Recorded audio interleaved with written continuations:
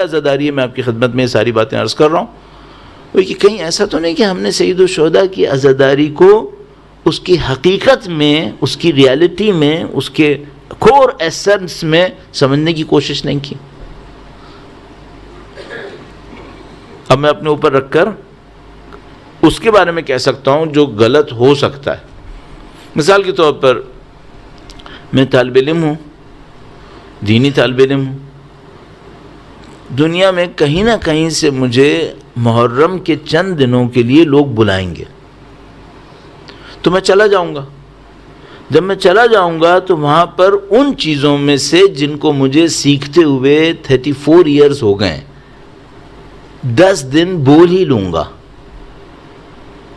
جب 10 دن بول لوں گا اور چونکہ مجھے 30 ایئرز سے زیادہ ہو گئے بولتے ہوئے تو تھوڑا بہت لوگوں کو اٹریکٹ کر ہی لوں گا. اتنا کہ 4 سال 5 سال بعد دوبارہ بلا لیں.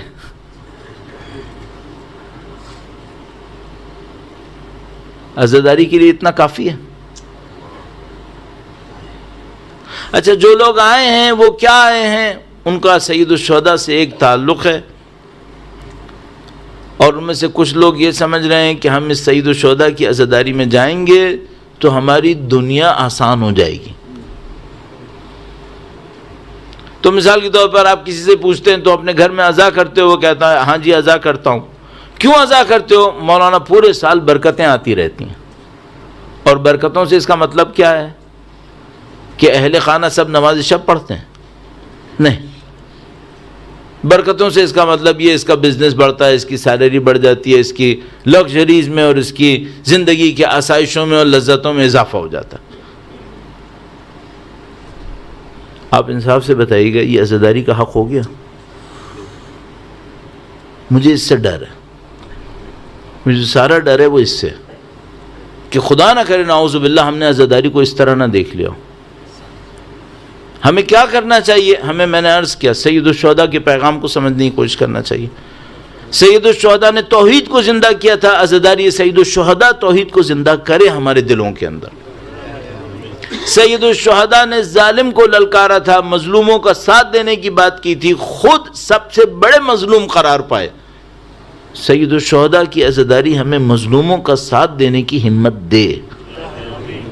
اور ایک اور بات جو بہت امپورٹنٹ ہے جو ہمیں عزاداری سید الشہداء میں کرنی ہے اور آپ نے مجھے کرنی ہے، یہ ہماری سب سے اہم ذمہ داری بنے گی، اور وہ یہ ہے کہ آپ ایک خاص محبت کے ساتھ یہاں پہ تشریف لائیں. سید الشہداء سے ایک پاکیزہ محبت. ہم ایکسپیکٹ نہیں کر سکتے سب لوگ فلاسفرز ہو جائیں. ہم ایکسپیکٹ نہیں کر سکتے سب لوگ پولیٹیکل سائنٹسٹ ہو جائیں. سب لوگ نہیں معلوم کوئی سوشل موومنٹ کے فاؤنڈرز ہو جائیں. نہیں ہوگا.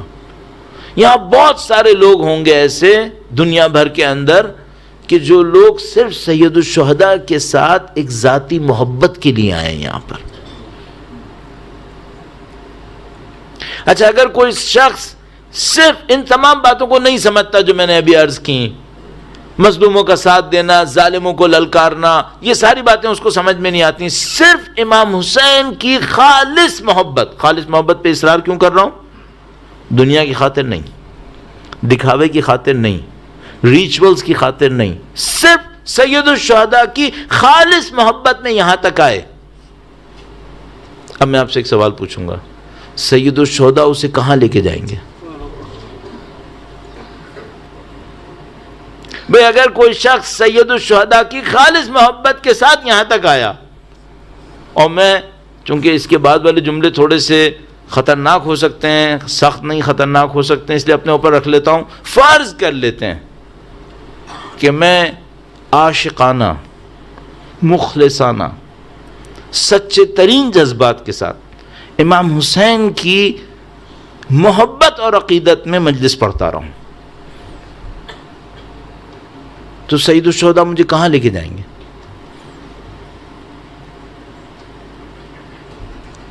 شہرت دیں گے، طاقت دیں گے، دولت دیں گے.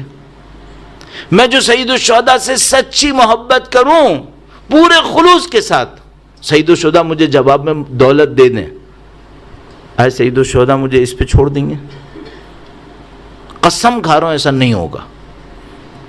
اگر کوئی واقعاً سید الشہداء کے ساتھ خالص مخلص سچی ترین دلی محبت کے ساتھ آئے سید الشہداء کی بارگاہ کے اندر، سید الشہداء اسے کیا دیتے ہیں؟ ان کے اجداد طاہرین کیا دیتے ہیں؟ ان کی یہ پاکیزہ نسل کیا دیتی ہے؟ واللہ کہہ سکتا ہوں کوئی سچی محبت سے آئے اور سید الشہداء سے کہ مولا مجھے کچھ نصیب کریں، سید الشہداء صرف دولت نہیں دیں گے. کیوں؟ دولت حقیر ہے. خود ان کے جد امجد نے کہا ہے کہ حقیر ہے. دنیا نہیں دیں گے کہ صرف دنیا دے کے چھوڑ دیں. ممکن ہے دنیا بھی دیں لیکن صرف دنیا دے کے چھوڑ دیں یہ نہیں ہو سکتا ہے. قسم کھا رہا ہوں کہ نہیں ہو سکتا. اگر کوئی سچی محبت کے ساتھ آیا تو سید الشہداء کیا دیں گے اسے؟ سید الشہداء وہ دیں گے جو جون نے مانگا تھا، وہ دیں گے. کربلا کے واقعے کے اندر لوگ امام حسین سے، سید الشہداء سے کہتے رہے کہ مولا ہم پیسہ دینا چاہتے ہیں، ہم گھوڑا دینا چاہتے ہیں، ہم شمشیر دینا چاہتے ہیں. کیا امام حسین نے قبول کیا؟ نہیں. کسے قبول کیا؟ حتیٰ اگر کوئی نصرانی یہ کہہ کر آیا نا کہ میں جان دوں گا، اسے امام حسین نے قبول کیا، اسے قبول کیا. تو میں یقین سے کہہ رہا ہوں، خالص یقین سے کہہ رہا ہوں، جو مجھے سمجھ میں آ سکتا ہے وہ یہ کہ اگر میں سید الشہداء کی سچی ترین محبت کے ساتھ یہاں پر آیا اور واقعا میں نے سید الشہداء سے مانگا کہ مولا میں نہیں مانگ رہا آپ سے کچھ کہ آپ مجھے دولت دیں، آپ مجھے شہرت دیں، میں کچھ نہیں مانگ رہا، اصلا میں جنت بھی نہیں مانگ رہا. میں آپ سے کہوں گا مولا آپ مجھے بتائیں جو آپ اپنے چاہنے والے کو دیتے ہیں وہ کیا ہے؟ آپ خود مجھے بتائیے وہ کس گروہ کے سردار ہیں؟ کس گروہ کے سردار ہیں؟ جنتی بہت ہیں، امام حسین شہداء کے سردار ہیں. جنتی بہت ہیں، امام حسین شہداء کے سردار ہیں.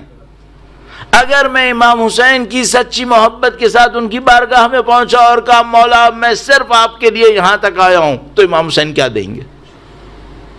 شاید دنیا بھی دیں لیکن دنیا صرف نہیں دے سکتے.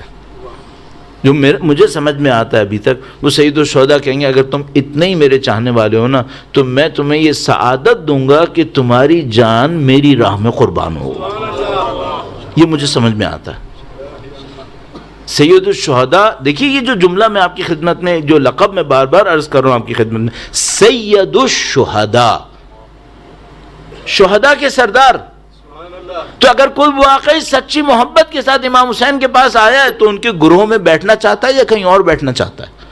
کہ گروہ میں بیٹھنا چاہتا ہے. ان کا گروہ کس کا ہے؟ شہداء کا، شہیدوں کا. تو جو واقعی چیز ملنی چاہیے ایسے کسی سچے ترین چاہنے والے کو جو خود نہ مانگے کچھ، امام حسین اس کو شہادت نصیب کریں گے. امام حسین کو شہادت نصیب کریں گے. اچھا اب مجھے ایک اور بات سمجھ میں آتی ہے، اگر کسی کو شہادت نصیب ہونی ہے شجاعت ملے گی اسے یا نہیں ملے گی؟ کوئی بزدل شہید دیکھا ہے؟ کون سا بزدل شہید ہوتا ہے بھائی؟ بزدل انسان جس کے اندر شجاعت نہیں ہوتی، بریوری نہیں ہوتی، جب اس کو کوئی مشکل آتی ہے وہ گھروں میں بیٹھ جاتا ہے، وہ کہاں شہید ہوتا ہے؟ جب سید الشہداء کسی کو شہادت دیں گے تو شجاعت دیں گے یا نہیں دیں گے؟ قطعاً دیں گے. ہمت کو بلند کریں گے یا نہیں کریں گے؟ ہاں بلند ہمت کر دیں گے. اچھا چھوٹی ہمت کے لوگ کون ہوتے ہیں؟ بڑی ہمت کے لوگ کون ہوتے ہیں؟ آپ کی ذہن کی تازگی کے لیے درود بھیجے گا محمد و آل محمد. صلی علی محمد محمد باجل. بڑی ہمت اور چھوٹی ہمت یہ بہت چھوٹی چھوٹی باتیں ہیں، لیکن میں آپ کی خدمت میں مختلف انداز سے اگر عرض کرنا چاہوں تو ہمارے پاس ایک بہت مشہور واقعہ ہے. کسی شخص کو وقت کے امام کا دیدار نصیب ہوا تھا. درود بھیجے گا محمد و آل محمد. صلی علی محمد محمد باجل. کافی انتظار کرنے کے بعد کافی انتظار کیا. پورا واقعہ میں نہیں عرض کروں گا آپ کی خدمت میں. کافی انتظار کرنے کے بعد کوئی شخص آیا اور اس نے کہا کہ تمہیں وقت کے امام سے ملنا ہے تو میرے ساتھ چلو. اس نے کہا ٹھیک ہے. پرانا زمانہ تھا جب وہ جانوروں کے اوپر سواری کیا کرتے تھے, تو وہ چلتے رہتے ہیں, ایک جگہ کے اوپر پہنچتے ہیں جو تقریباً سمجھ لیجئے بیابان ہے, بالکل کوئی جگہ وہاں پہ کچھ ہے ہی نہیں وہاں پر. تو وہ بتاتا ہے جو ساتھ ان کو لے کر آیا تھا, کہتا ہے دیکھو یہاں پہ رک جاؤ, وہ جو سامنے کیمپ نظر آ رہا ہے نا جس میں بہت ایسی نورانیت آ رہی ہے, اس میں امام بیٹھے ہیں. اب یہ دونوں اپنے جانور پہ آئے تھے, مثلا دونوں گھوڑے پر آئے تھے.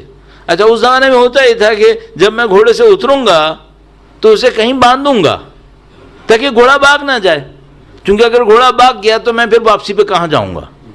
جیسے ہم لوگ کیا ہوگا, گاڑی پارک کروں گا میں کہیں نہ کہیں. تو یہ گھوڑے سے اترے اور گھوڑے اترنے کے بعد دیکھے میں کہاں باندھوں, تو جو لے کر آیا تھا اس سے پوچھا میں گھوڑا کہاں باندھوں. تو اس نے کہا کہ اسی لیے تمہیں دیدار نہیں مل رہا تھا. کیوں؟ تم امام کے خیمے کے سامنے کھڑے ہو کر بھی پوچھ رہے ہو گاڑی کہاں پارک کروں. اب میں ڈر کیا رہا ہوں, ہم لوگ چہلم تک گاڑی کی پارکنگ سوچتے رہیں گے. مجھے ڈر یہ ہے. لٹرلی ایسے آپ پارکنگ سوچیں کوئی پرابلم نہیں ہے, فائن ہوتا ہے, لیکن زندگی میں بھی پارکنگ ہی سوچتے رہیں, یہ پرابلم ہے, یہ پرابلم ہے. اگر آپ کو سید الشہداء کی محبت میں یہاں تک آنا نصیب ہو رہا ہے, الحمدللہ رب العالمین, تھوڑا سا اپ گریڈ ہو جاؤ,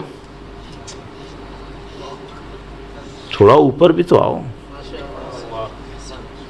میں اپنی دنیا سوچتا رہا ہوں کہ میں تھوڑی سی شہرت مل جائے گی, میں تھوڑا دنیا دیکھ لوں گا, تھوڑا پیسہ کما لوں گا. آنے والے صرف یہ سوچتے رہے ہم امام کے نام پر جمع ہو رہے ہیں, بیماریاں دور ہو جائیں گی, دنیا کی مشکلات حل ہو جائیں گی, فقر و فاقہ ختم ہو جائے گا, جابز لگ جائیں گی, بزنسز بڑھ جائیں گے. پھر جون کون بنے گا, ہور کون بنے گا؟ یہ فیلڈ کس کے لیے چھوڑی ہے؟ اچھا اگر کسی اور کے لیے فیلڈ چھوڑیے تو پھر ہمارا امام حسین سے کیا تعلق ہے؟ اس کو میں کہہ رہا ہوں تھوڑا سا بلند ہمت بنے, ہمت تھوڑی سی پکڑنے کی کوشش کر. اچھا اب وہ جو جس کی ہمت بلند نہیں ہوتی وہ کیا کرتا ہے؟ وہ گھوڑے سوچتا ہے, یہ کہاں باندھوں, وہ کہاں رکھوں, اس کا کیا ہوگا, اس کا کیا ہوگا, سب یہی سوچتا رہے گا. اچھا یہ نہیں سوچ رہا کہ میں امام کے خیمے میں آیا تھا, واپسی کا کیوں سوچ رہا ہوں؟ بھائی سوچنا تو یہ چاہیے تھا نا کہ میں اپنی زندگی چھوڑ کر امام کے خیمے میں آ رہا ہوں, بس معاملہ ختم ہو گیا, اب مجھے یہیں رہنا ہے, واپسی کا سوچ کیوں رہا ہے؟ اچھا اگر تمہیں گھوڑے کی واپسی پہ ضرورت ہوتی تو یہ امام زمانے کا مالک گھوڑا نہیں دلا پائے گا. تم کیوں اپنی کھوپڑی لگا رہے ہو اس کام کے اوپر؟ یہاں تک آنے کے بعد بھی. عزیزان محترم, میں آپ کی خدمت میں بس یہ عرض کرنا چاہوں گا, خدا نے سعادت دے دی ہے, سید الشہداء کے نام پر بیٹھنے کا موقع مل گیا ہے. سید الشہداء کے نام پر انشاءاللہ گریہ کرنا بھی نصیب ہو جائے گا, اور اس گریہ کے پیچھے جو ہمیں اور آپ کو خدا سے مانگنا ہوگا وہ کہ خدایا ہمارے وجود کو بلند ہمت کر دے, ہماری ہمتوں کو اتنا بلند کر دے کہ ہم کربلا کے انصار سے سیکھیں اور وقت کے امام کے ناصر بن جائیں. ہمیں یہاں تک پہنچنا ہے.